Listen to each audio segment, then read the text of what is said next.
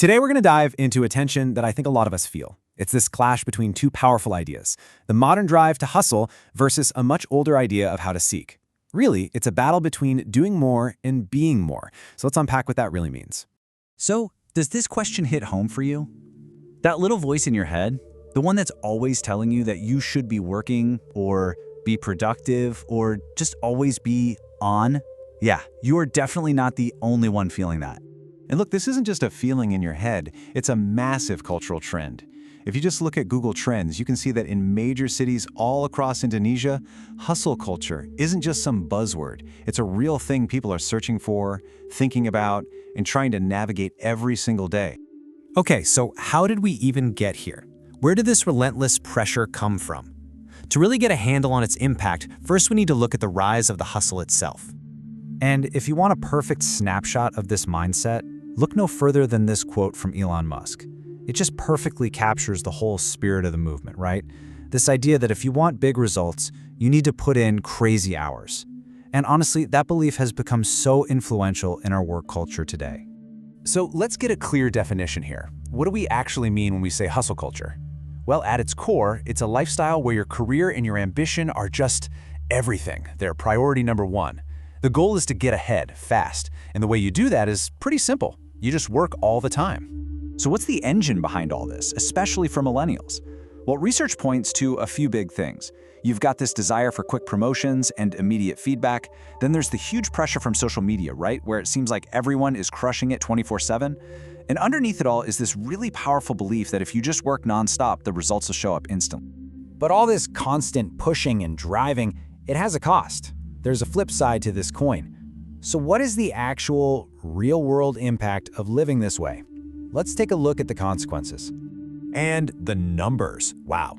They really paint a picture. A survey from 2022 showed that for Indonesian millennials, working overtime isn't a rare thing. For over 83% of them, it's just normal.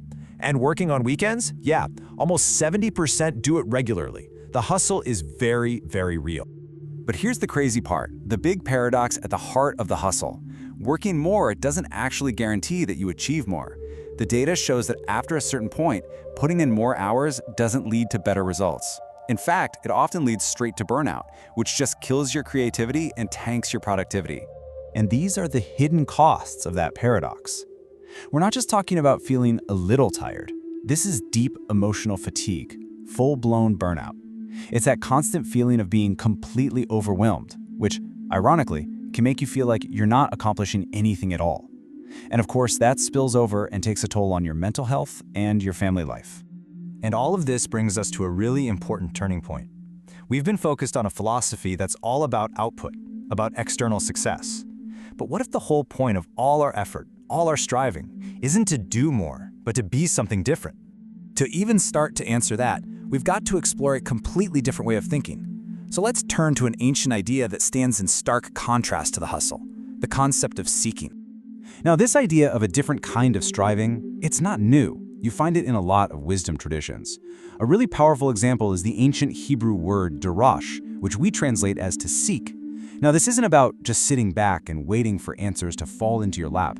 No way. It implies an active, deliberate, and really passionate search for guidance and purpose.